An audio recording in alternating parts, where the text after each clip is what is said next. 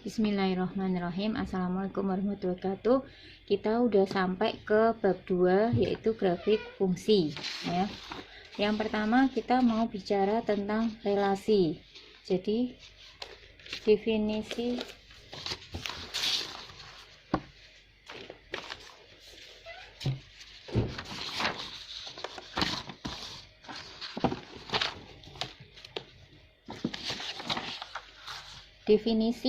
dari relasi adalah himpunan A dan B itu dikatakan mempunyai relasi apabila ada cara atau aturan tertentu untuk mengkaitkan antara anggota A dengan anggota B.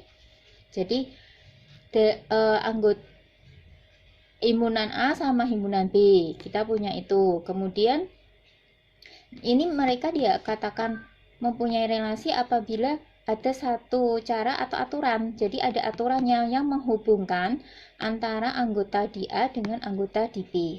Nah, relasi antara himpunan A dan B dituliskan sebagai berikut, yaitu notasinya seperti ini. R.2 A ke B.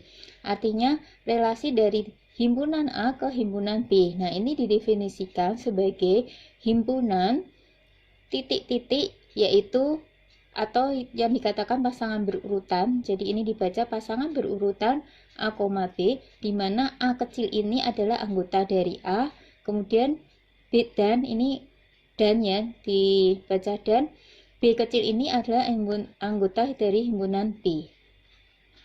Contoh, diketahui himpunan A 1, 2, 3, B adalah 2 dan 5. Gambarkan relasi A ke B yang menyatakan bahwa A lebih kecil dari B untuk setiap A di dalam A besar dan setiap B di dalam B besar. Jadi relasi dengan aturan R, A lebih kecil daripada B, berarti 1. Nah, misalnya ini kan kita buat himpunan A, himpunan B dulu ya. Terus A itu anggotanya kan 1, 2, 3. Kita tulis titik-titiknya 1, 2, 3. B 2 dan 5, titik-titiknya di situ. Nah, terus kemudian ini relasinya A lebih kecil dari B, ya berarti 1. Artinya 1 ini lebih kecil dari mana yang di B gitu. Berarti yang 1 lebih kecil dari 2 dan juga 5. Maka 1 dihubungkan ke 2 dan ke 5. Lagi 2. 2 itu lebih kecil dari mana antara 2 dan 5? Kan 2 nggak lebih kecil dari 2, berarti bukan, nggak kita hubungkan. Terus kemudian 2 lebih kecil dari 5, maka 2 dihubungkan dengan 5. Kemudian 3 lebih kecil dari 2 nggak. Kemudian 3 lebih kecil dari 5, iya, maka 3 dihubungkan dengan 5. Nah, sehingga dapat ditulis dengan A ke B itu yaitu himpunan 1 sama 2 kan gitu toh, 1 dan 2, kemudian 1 dan 5, kemudian 2 dan 5, 3 dan 5. Jadi ada 4 anggota di sini tuh ya. Nah, terus kita lanjut ke berikutnya, yaitu fungsi. Fungsi itu adalah definisinya jika A dan B merupakan himpunan, maka relasi F.2A ke B disebut fungsi jika setiap anggota A dikawankan atau dipetakan tepat satu anggota B. Jadi anggota A hanya punya kawan satu di anggota B. Atau jika untuk setiap X1 dan X2 anggota A, maka jika X1 sama dengan X2, maka berlaku Fx1 sama dengan Fx2. Jadi seperti ini.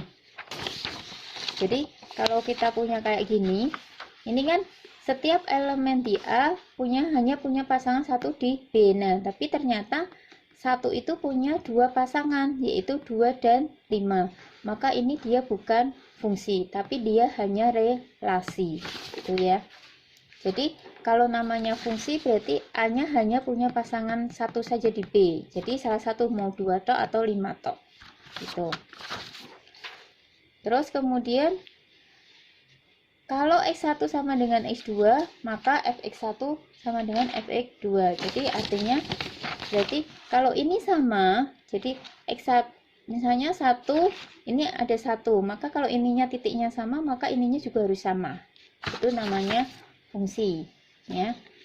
Jika setiap x di dalam A dan setiap y di dalam B, maka fungsi dapat ditulis sebagai berikut, yaitu f.2 A ke B, yaitu himpunan pasangan berurutan x, y, di mana x elemen A dan y elemen B, dengan y sama dengan fx.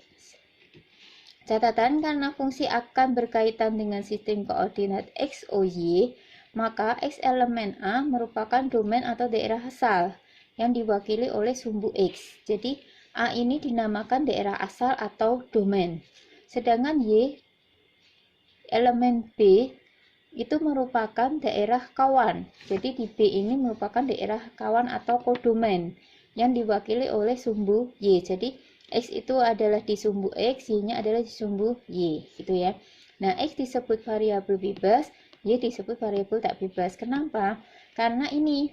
Jadi y itu nilai y tergantung pada x. Jadi kalau x-nya diubah, maka y-nya akan berubah.